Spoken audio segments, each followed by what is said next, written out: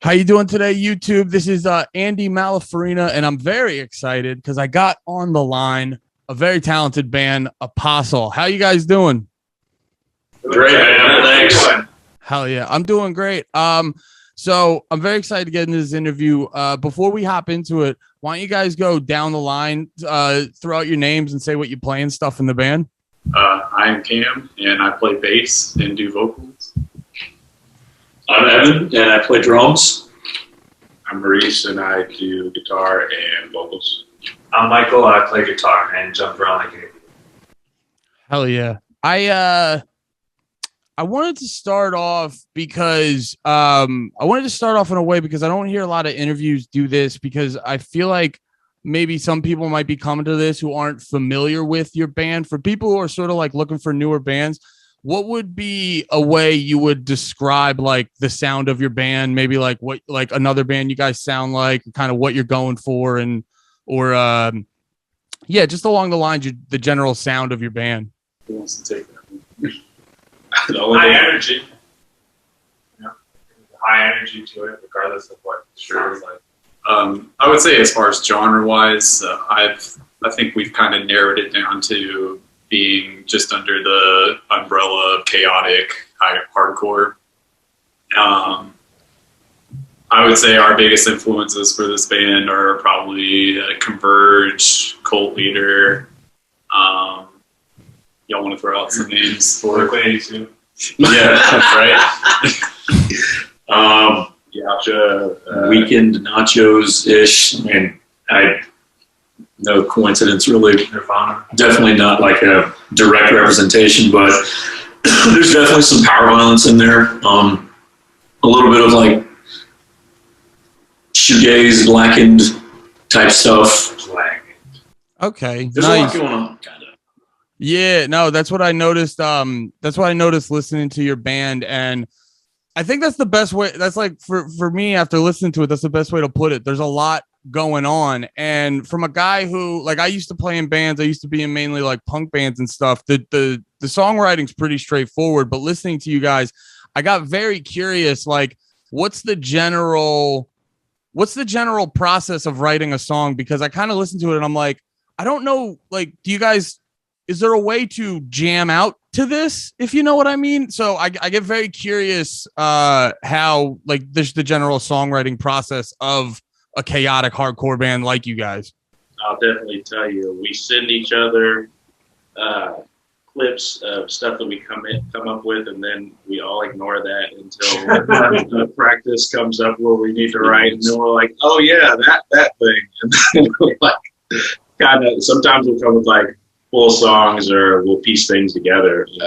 Sometimes it is like jamming. Yeah. The stuff that we're starting to write is really starting to take more like organic life form. So it's a little bit of both, really. I think it's been a very long process too. Like the first EP, Shallow Grace, was just Cam and Evan, and then like Maurice joined and kind of helped put some Suffer together, and then I came in and just like recorded Suffer and played on it. And then for this last release, Soil, it's like we all kind of came in with songs and parts. So there's like a lot going on there. And then this most current writing process we're in is more so like, let's just see what happens if we only write all together. And it's been pretty cool so far. Yeah. Nice. Yeah, it's very interesting because, like, when listening to your music, there's always a lot of different directions you could go to. Like, I noticed with the drums, there's times where it's almost like you could go down a more straightforward path, and then there's times where you go a little bit hectic. Like, generally in the songwriting, are you guys going for a specific thing with your sound, or is it kind of like we'll write what's gonna come out? I think it's a little bit of both. Like, I know going into this last release with Soil, we kind of just set the guidelines of like, let's be faster and let's be heavier and let's be louder, and then let's just see what goes. But I even think within that, if we're writing something and we're feeling it, because we all listen to a bunch of other stuff besides heavy music, like, let's just go with it. So we've all been doing this for, just musicians, period, playing our instruments for, the better part of our lives. So we've kind of all developed our own voices, not to sound like super egotistical or anything, but well, you do. Like, we know who we are as musicians, and when we come together, it's just I don't know. There's some magic happening, I feel. There's no egos between the four of us. Absolutely not. Absolutely not. As egotistical as that just sounded. Right. Except for that one moment. The word egotistical into. And you guys are from Georgia, right? Outside Atlanta. Yeah. Oh, okay.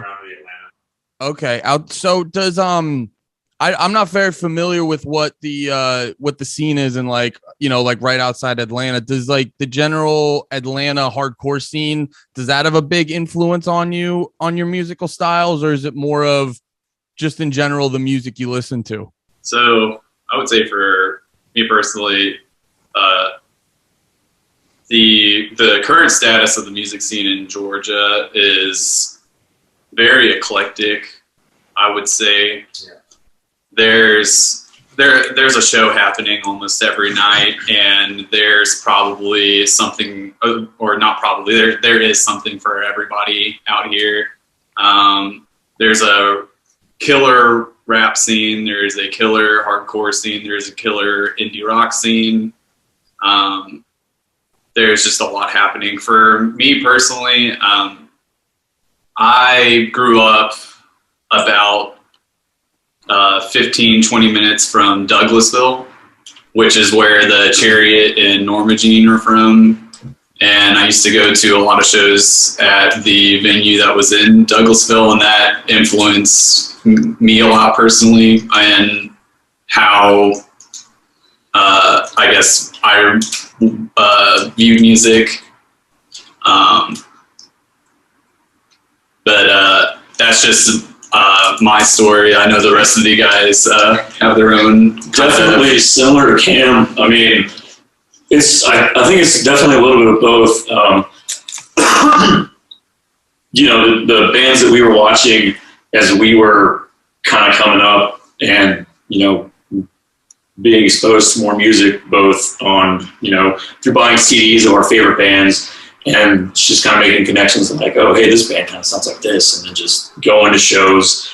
And a big one for me locally was a band called Crossbearer, like a melodic hardcore band, and then it became Irreversible, which is kind of like a doomier type post-metal band. So just kind of being exposed to that exposed us to bands in a similar vein that maybe have bigger footprint, so to speak, or more national acclaim. So it's just a little bit of both, in the sense that everything kind of like brings you up to where you are, be it bands that you grew up listening to and watching, and also music that you're constantly finding, because there's so much stuff out there right now, which is awesome.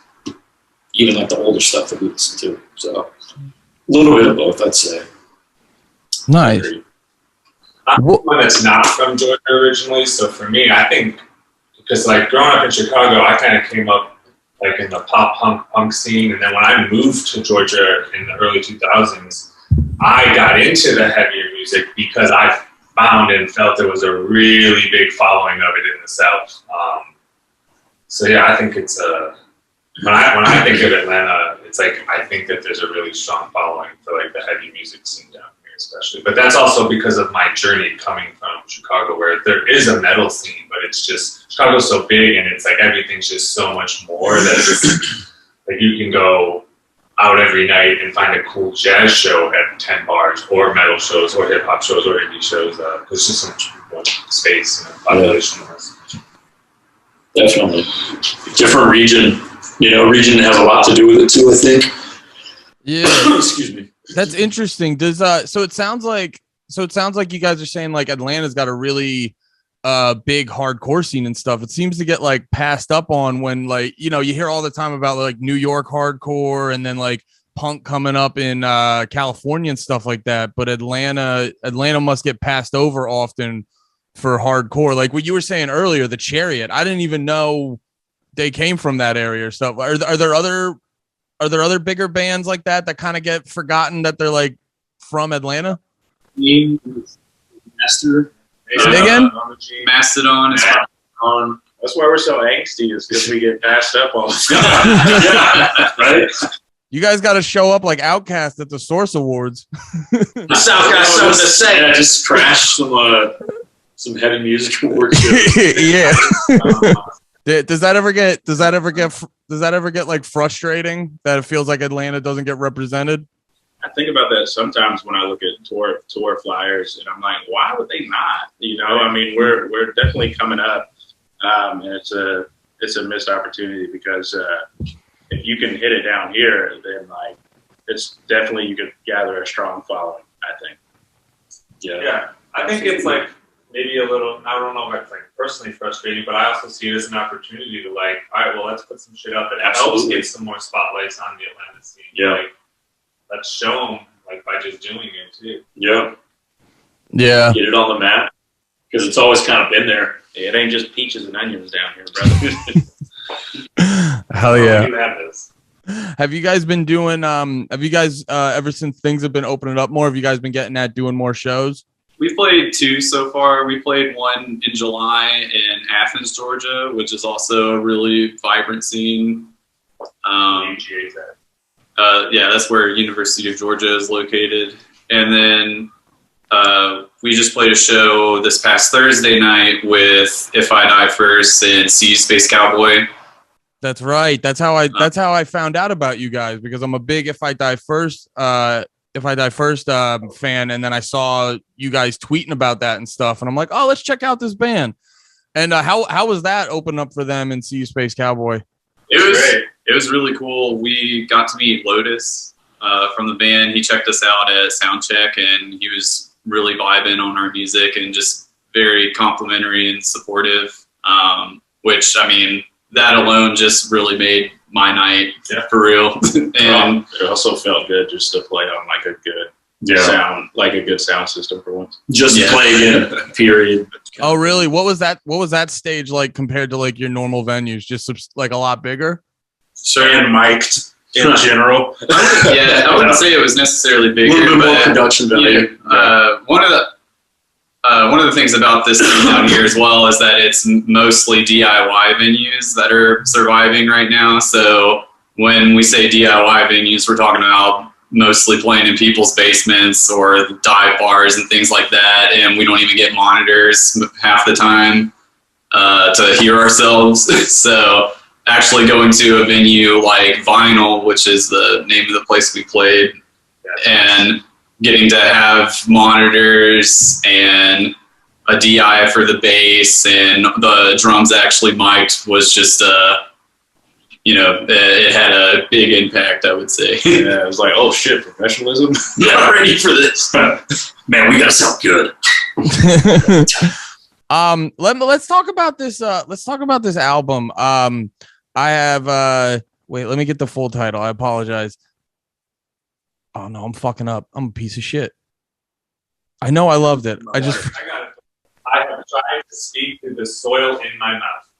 Yes, very good, a very hardcore band title. I like the intensity of it. You guys have the vibe that I like, where you come off as normal dudes, fun, lighthearted, but then when you turn on the music, like when I was listening to your music, I had to take breaks because of like the intensity in it is very palpable. Where does that is that sort of like a thing that you set aside for the music, or like where does that inspiration come from when writing these songs, like that general mood of the album?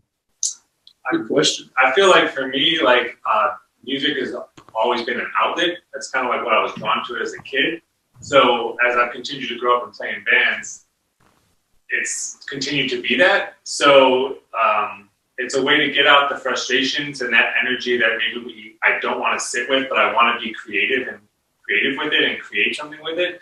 And for me personally, probably for all of us coming out of the last year, 2020, and everything that happened with the Black Lives Matter protests, the COVID shutdowns, all the fucked up shit going on, like there was just a lot of energy And what better way than to like channel it into that? So, I mean, for me personally, I know that I'm trying to, like, it is a way for me to channel these emotions and energies from experiences into the creation of the record. So might be a little bit of that. And I hope that comes across, and people can relate to what I'm feeling when I'm playing and thinking about these songs. Right. Yeah, definitely. I agree with Mike on that too. And it's definitely, and for me, it's a little bit of like pushing the extremes. As a musician, I always try to do the best that I can in that time that I'm writing with whatever band it is. I just try to push it as far as we can go, as far as getting whether it be a vision or a concept or something like that. I want it to be as good as it possibly can. For sure. I mean, I couldn't say anything better than these guys have already said, but expression, I think, really has a lot to do with it too. Expression, of the times, of the self, things that you listen to, that you see, you're influenced by, that you might take like a huge inspiration from, or maybe something that just like subtly affects you. Music for me is, it's huge, obviously. And if I can channel how much it means to me back into the source, as it were, then, that's to me, that's like a gift. And to be able to be like a vessel to give that back into the universe and to other people as well. You talk about some Ouroboros, time, space, continuum bullshit. It's like, I don't know. It's important to me. It's a spiritual thing. It's important. It's like a dog chasing his tail. Yeah. Exactly. Wrap it up. Yeah. Let me shut up. I mean, my mom was asking me about this music, and because I was posting about it on Facebook, and she went and listened to it, and we are a bunch of lighthearted dudes, and my mom was just like, "Are y'all just like obsessed with death or something?" I was like, "No, Mom, we're just kidding, Mom." And I just wanted a Pepsi. Right? I was just like kind of explaining to her that, like, while on the surface level, we're like happy dudes and stuff like that, on like maybe a more personal level, we all experience these frustrations, these hardships, this depression for some of us as well. And to really just like put that out there is not only cathartic for us to get it out, but to also, put these intense emotions out for other people to experience is just one of those things where I feel, I guess, more connected with other people, because it's just like, we're basically just letting other people know that like they're not alone if they're experiencing these feelings of anxiety and just like those dark feelings that you might occasionally have. I mean, that's, for me personally, my connection to a lot of this stuff, especially in the lyrics that I write. Yeah, and the dark feelings. The dark feelings definitely come across. I think there's a great way to transition into the music video you guys just put out, or not just put out, but in the past couple months released with this in preparation for this EP. I'm gonna fuck up how to pronounce this, but lots? No. I don't fuck it up every time. Maurice, what is this, Maurice? Maurice said Loadsy one time, and that sounds most correct to me. I've always just been calling it Loadsy. Okay, because I saw an L and an H to start off the word, and I lost all confidence in myself. You're like, oh boy, that's a tough one. But like, so to kind of go with what you're saying, like you were saying about your mom, like asking you, are you just obsessed with death? And you listen to this stuff and it comes off very dark and serious. And then you watch this video and I loved it, but it's unsettling. What was like the inspiration for this video? And like, what was the whole process of making it? And like, why did you go down why did you go down this like unnerving route of a music video? Yeah. So my ex-girlfriend and I made this music video together, and we both are just genuine horror fans, and we I guess we're really influenced by things like Midsummer, as well as a couple of other just The Wicker Man. Yeah, you could say The Wicker Man. There's also a horror movie that's called Apostle that you should check out. It's on Netflix. Oh, yeah. That was also a big influence, and Ritual. yeah, The Ritual. Just like kind of all of these dark cult things that are, I guess, to some degree, like you said, unsettling, but also have like a really interesting visual beauty to them. And so we just kind of spent a lot of time going over how we wanted to present this, I guess, in a just really, like, we wanted to just make it really hauntingly beautiful was the kind of the description that we had in mind. So we filmed it in Georgia. We filmed it just at 2 locations, and we had our friend Sam do the videography for it, and my ex-girlfriend directed it.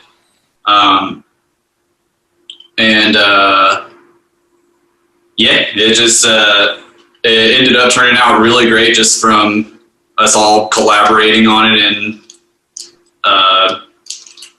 yeah, sorry, I don't have much more to say about it, but I was really stoked on the way it turned out. Very, very. It is unsettling. The first time I saw it, like, I was unsettling. Yeah, I was gonna ask, like, to the other guys in the band, did you all talk about it, or was it just kind of like, here's the video, and you're like, oh my, like? We talked about it, like the idea, and Yeah. you know, there's kind of been like before each. I mean, since I've joined for Suffer, like we kind of had a meeting before we record of like not like what like the songs are done and stuff, but there's like a color scheme, and there's just like from those colors, there's just energies that kind of go with it. So it was the same with this. Like Cam showed. Yeah. I remember showing There's really all the this color stuff. palette, and like this is the color palette we're gonna go with. You know, and we're gonna take the cloaked figure from the last release. We're gonna incorporate that. We're gonna bring in this new character, and he explained the storyboard, and we talked. I mean, I was just. I mean, I have the unique perspective of being a listener of Apostle before being in the band. So I was just like, man, this is fucking cool. Like, if I wasn't in this band and I saw this would be pretty fucking cool to me too. So, but yeah, it's rad. I think the whole creative process is cool, and it starts with Cam, you know. Yeah, it's great. Yeah. When Cam approached me about, you know, becoming a member of this band, I was on board from day one, you know, because I've always wanted to be in a band. The video, Like, the video, awesome. But to go back to Cam, because a lot of these ideas come from him, and I mean, he kind of is like the leader in that respect. He's got a good palette and a good sense. He's got some great ideas, and he's an awesome guy. Thanks, you. I also just want to make sure I give proper credit to my ex-girlfriend. Her name is Susie Reyes. she's great. She also did our photos. She does all the photography. She did the album cover photography work, and she's also a popular photographer in the Atlanta scene as well. Also, just a super talented musician as well. Yeah, she's great. Nice. There's a band called Sarah. Oh wait, it cut out. Say that again. I want to get her band name clear. Sarah and the Safe Word. She also has a mariachi project. Excuse me. Oh hell yeah.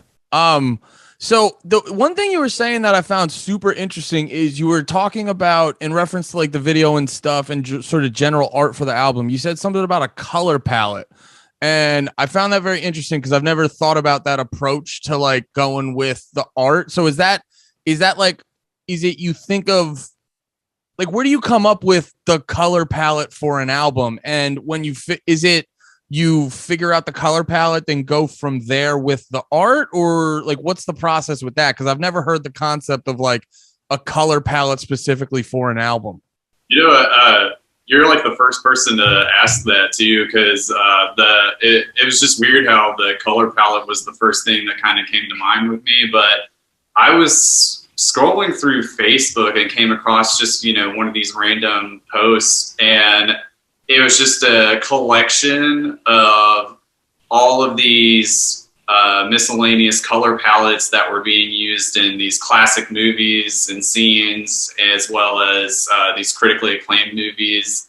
And the color palette that stood out the most to me was the color palette for the movie Apocalypse Now, which is, I think, based on the Vietnam War. And there's like, you know, these really vibrant orange, these dark greens, and these gold colors all put together. So I chose that color palette, and I was like, this is kind of the I guess the general vibe I want to go with. And at the time, I was just thinking of the colors. I had no other image in my head of how this was going to turn out. It's fascinating. And then you were saying too that there's what is it, like the hooded person that moved on from the previous albums? Is that sort of, is there like a general theme from album to album, or do you just figure out how to incorporate this like hooded figure from album to album? And then also too, does the music correspond with it? I find that interesting as well. You know, I would say I think it's taking on a life of its own. Yeah, that's just what I was about to say to you. Is I think that the EP, or the very first EP we did, Shallow Graves, was kind of us getting our footing, as well as our full-length Sufferer. For the single art that we used for the Sufferer LP, that had the hooded character on there. But I guess it didn't really take on a life of its own until we actually filmed this music video and everything. I don't know. To me, it kind of represents, in a way, I guess, like the way that I kind of see the music video and the plot of the music video, or I guess the underlying plot of the music video, is that it kind of represents, you know, things that you need to confront in your life. I feel like, you know, this masked character wielding the sword and everything is going to all ends to kind of, you know, I guess fight fight this thing off. And it's not until, you know, he finally accepts the situation that he's at peace with it, in a way, I guess. It's like, I've told you this, the whole thing with the two different locations for shooting, you know, the two different environments, and they're linked through that mirror. It's like, yeah, you're trying to fight this thing off, but until he goes into the mirror, into the other world, and kind of had that moment with your hands up, it's like you're seeing yourself. You are your own worst enemy. You have to confront the things within you that are dark and scary. But once you do, you know, you find peace in that. Yeah. Until you don't, and if you don't do that, you're just going to continue to struggle. You're going to continue to wander around blind. You know, you can wield your sword, but until you confront what's in that mirror, you're not going to find peace. Yeah, you've got to go down to the belly of the beast. Yeah. Also, a lot of the artwork, our friend Sasha, who plays in a bunch of other bands as well down in Atlanta, one specifically Malevich, he does a lot of the artwork, and he came up with the hooded, or the hooded figure. And that kind of going back to what Cam was saying, taking on a life of its own, it just kind of became, you know, a theme. And even now we're still kind of like working through what it means to us, but who knows, you know, where it will continue to go, kind of thing. Nice. I like that a lot, because I think a lot of times art can be like sort of free form, and then especially music, you know, music's always kind of up to like anyone's interpretation. So to have it kind of like open like that kind of creates more avenues of like enjoyment for people. So that's pretty sick, and I fuck with that. I'm really curious because, so like I was saying, we just kind of we're kind of like getting more out of like the COVID shit, and people are being able to play more shows and stuff now. And I'm very curious, you know, because the band was together before COVID, you guys dealt with COVID, and then you came out of it. How was like being in an active band? How was what was your experience like dealing with COVID? How did it feel when you finally got to play again? And did sort of like, how did your experience through COVID come? How am I trying to ask this? How did like your experience through COVID translate into like your songwriting and your music and your playing and stuff like that afterwards? Oh man, I know like 2 weeks into the shutdown, me and Evan, we were like, I was like, let's just go to this space. I know we're not supposed to go anywhere. We'll wear masks. We'll stay 6 feet. We're just playing just because like I had to play. And then I lived by myself, so I didn't have anybody like me and my cat. So I just spent a lot of time listening to music and then writing for what is now I Tried to Speak, you know, EP. So it kind of just gave me a lot of time to do what I love, and I really took advantage of it. I feel like, because I mean, my job shut down for a couple of weeks, so I was like, I don't know when I'm gonna have a chance to like smoke weed all day and just like play music. So, fuck, let's go. You know, like I might just make the best of this year. Yeah, I definitely like I definitely wrote a lot during that time. It was kind of weird because at first it was, you know, COVID was like there were the rumblings of COVID, and then it sort of progressed into, you know, what we know as the pandemic and everybody being afraid, and you know, the shutdowns and all that kind of stuff. And then the worst part of it for me was later on when it seemed like everybody was getting used to it and like almost comfortable with it. And that scared me even more, because I'm like, now we're never going to fucking get out of this. So when we played the first show back, it was just like, it was like a mental orgasm, basically, for me. I just busted in my brain. Yeah. Yeah, we had to stay active, you know, as friends, as creatives, as music lovers. You know, what do? You dig in. And it was definitely tough, you know. Yeah, we wanted to play shows, but couldn't risk it. So, you know, it was like walking a razor, as it were. But, you know, we just channeled that into the writing process and just, I don't know, farted out an album. Yeah, it was. Yeah, exactly. What are you gonna do? Oh, pandemic. Just write an album. Make a record. But yeah, the first show back was incredible. I mean, such a release. Definitely grateful to have done it again and to keep doing it. Hopefully, we'll continue to be able to. Hell yeah. I got a few more things. Oh, I wanted to ask this because, like I was saying before, you know, your music's very, very heavy and dark and has very serious, you know, topics and stuff like that. But like I was saying earlier, you guys come off very like fun and lighthearted. I'm always curious for dudes in a hardcore band, like when it comes to music and maybe other form, like music specifically, but maybe other forms in general. What's some stuff that you guys like that, I don't know, wouldn't come off so hardcore? You know what I mean? Like music wise and whatnot. Hey!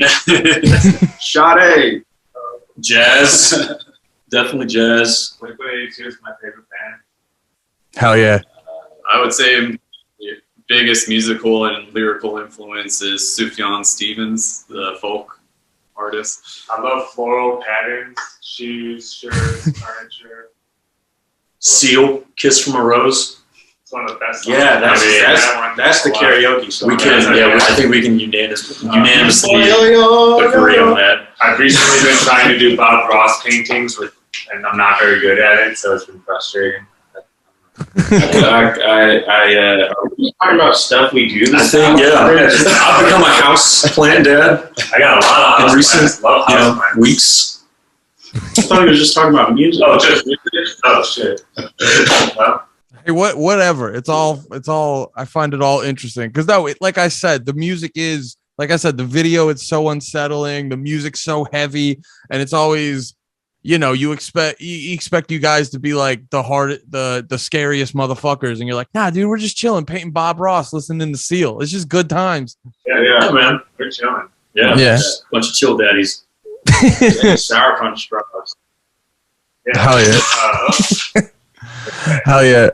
So coming to the end, I guess a good question to ask is, so we just put out this EP, and if you guys want, go hit them up. I'll put the social media down below. Apostle Sucks on Twitter. They got all the links there. So this EP had come out recently. What do you guys see in the future, in the next coming months or next year or so with Apostle?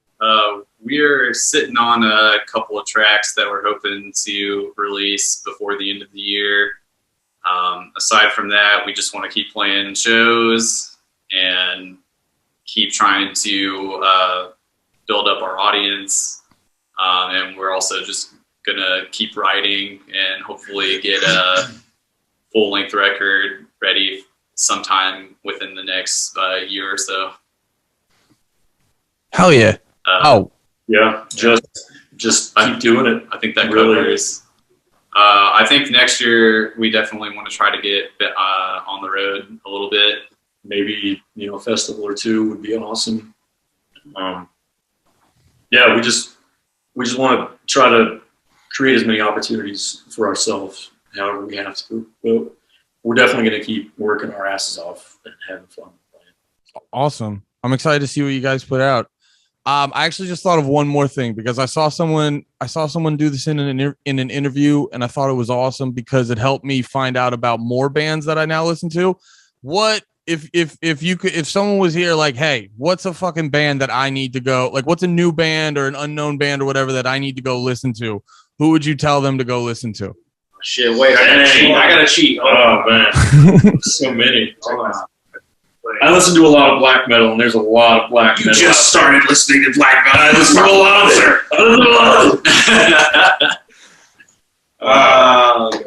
it. One of my favorite bands right now, they're kind of just blowing the fuck up, but the Armed, that's a good one. Their album Ultra Pop that came out earlier this year was an insane record, and it's just so much fun to listen to. One of my friends described that record as if Daughters was in a major key. Nice. I'm trying to.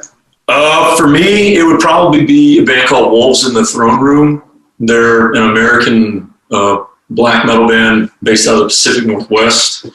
They've been around for a minute, but they've been important for just as long. But they're really, really, really starting to gain a bigger, international audience. And they're super cool. And I really dig what they're all about and just the music they play. I'm gonna say this band, and this is me and the bassist for my other band have agreed that this is the only album that really matters is coming out this year is the new Plebeian Grandstand album, and that's it. That's gonna be insane. That's it. Check them out for sure. Yeah, they're French. I probably would just say some from another band that's kind of getting a little bit bigger, Microwave, which is it's not heavy metal or black metal or black metal or nothing like that, but I think it's good. I like it. Yeah, they're local boys too, and they're doing big things. Hell yeah. They just played Furnace Fest. Oh, Still Horse. Never noticed. Nice. Yeah, no, Furnace Fest looked dope. I wish that made me want to live. That was in Georgia, right? It was in Alabama. Oh, yeah. That made me want to live in Alabama. That looked dope. All right, guys. Well, I think that's a good place to wrap it up. I really appreciate you guys coming on. Like I said, I'll throw all the links for their stuff. If you're still watching this, I'll throw all the links for their stuff in the description. Go check these guys out. Their album rules, their stuff rules. And yeah, that's pretty much it. Thank you for being here. Everyone, thank you for watching. Have a great day. Thanks so much. Have a good night. Thank you. Thank you.